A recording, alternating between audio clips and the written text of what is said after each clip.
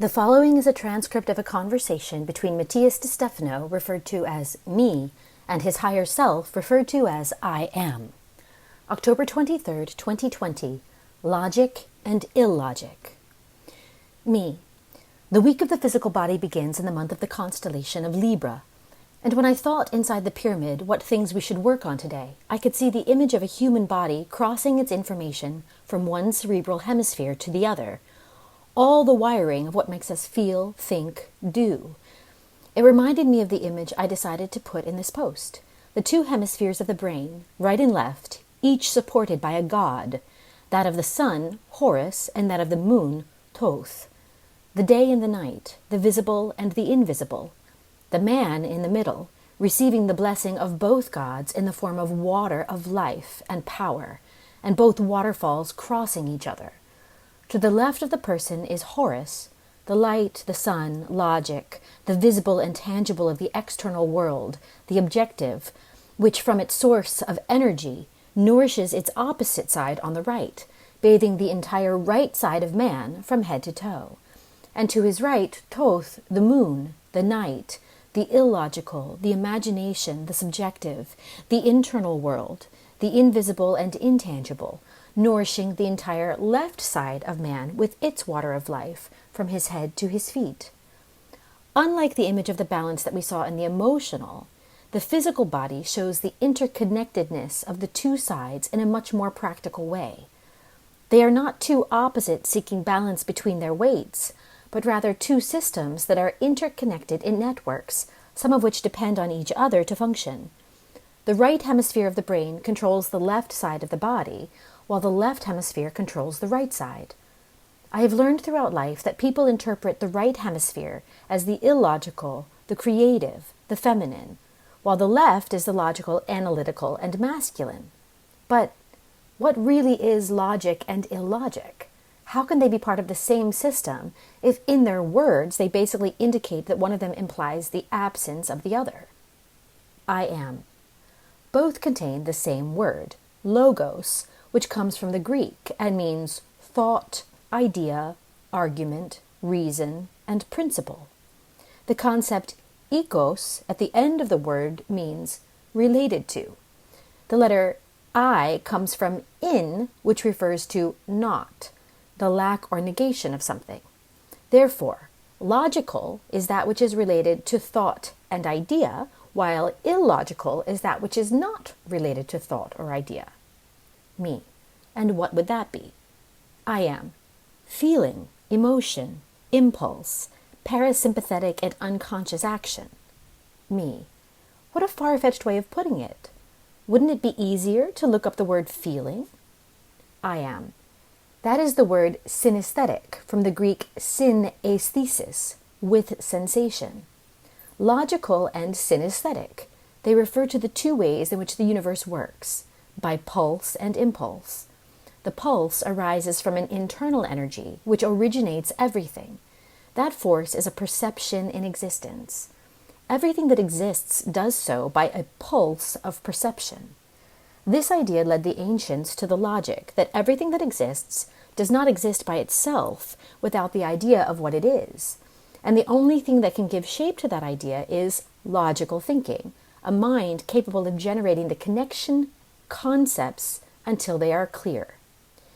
For this reason, Thoth thought, for the entire cosmos to have logic, then, it is inevitable to think that there is a mind that unites everything by giving it order.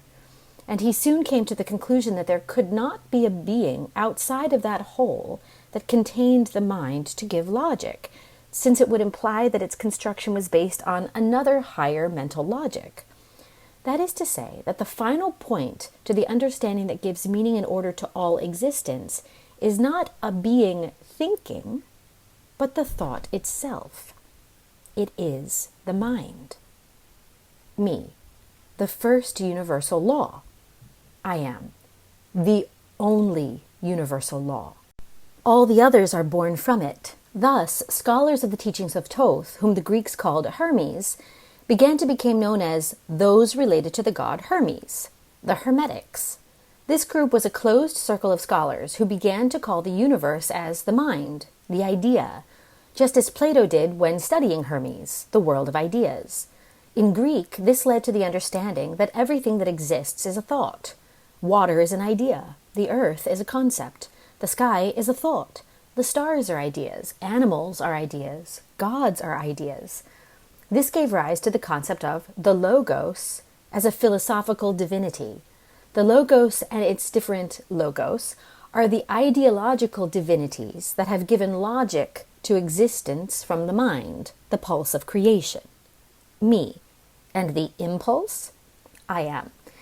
It is the reaction generated from the idea. Like when an idea occurs to you and you launch to manifest it, then it will be time to review. Was it the right one? Did it work?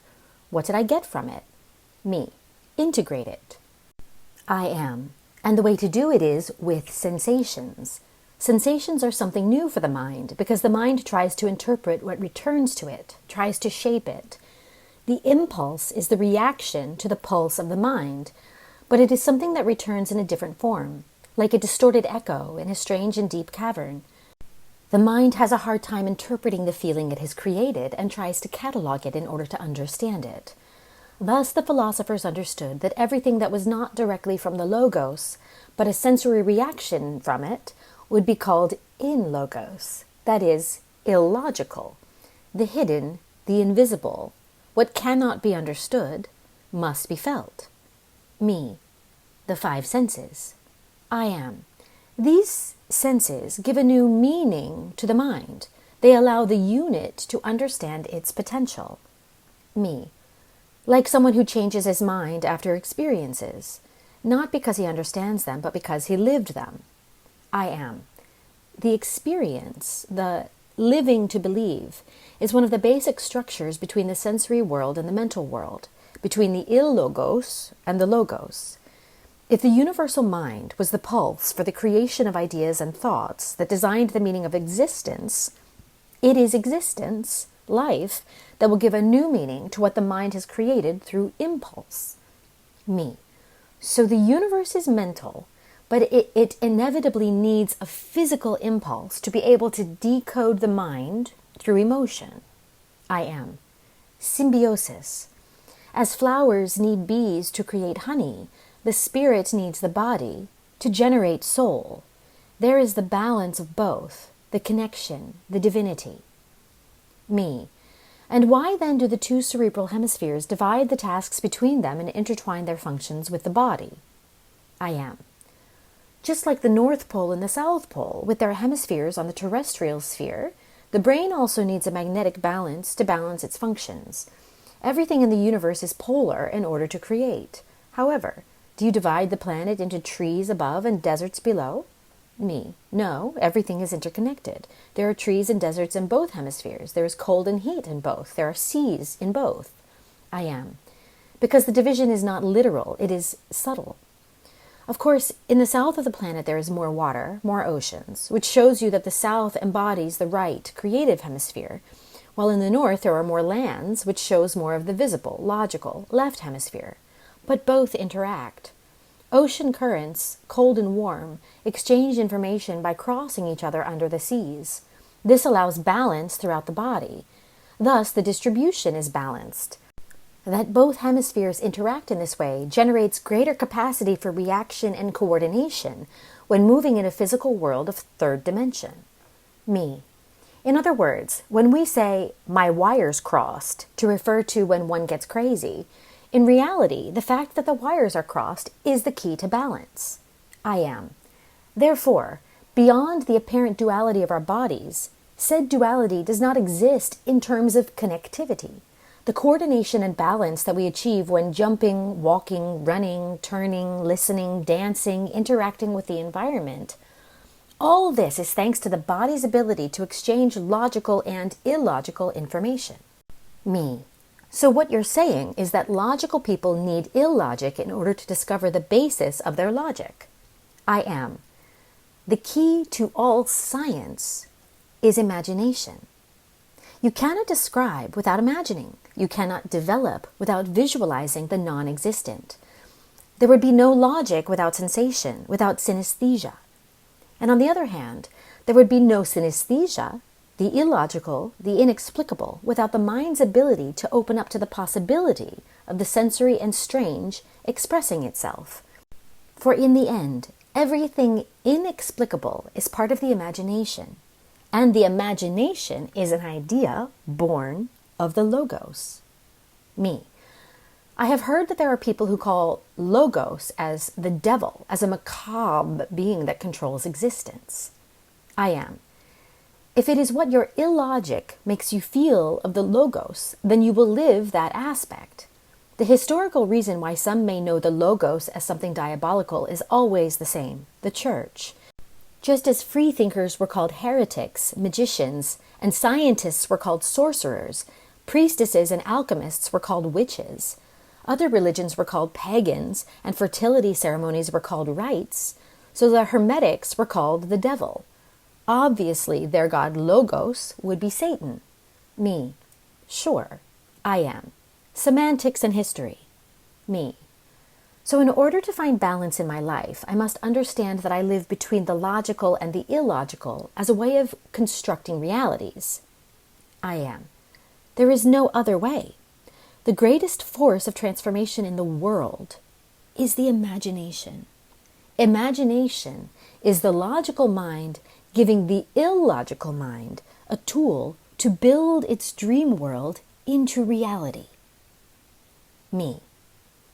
So I shouldn't be afraid of living in a story, in my imagination, but dare to live my stories, my imagination, so that I can show that I can do the impossible. I am. You are the vivid dream of the universe. Dare then to live your own dreams.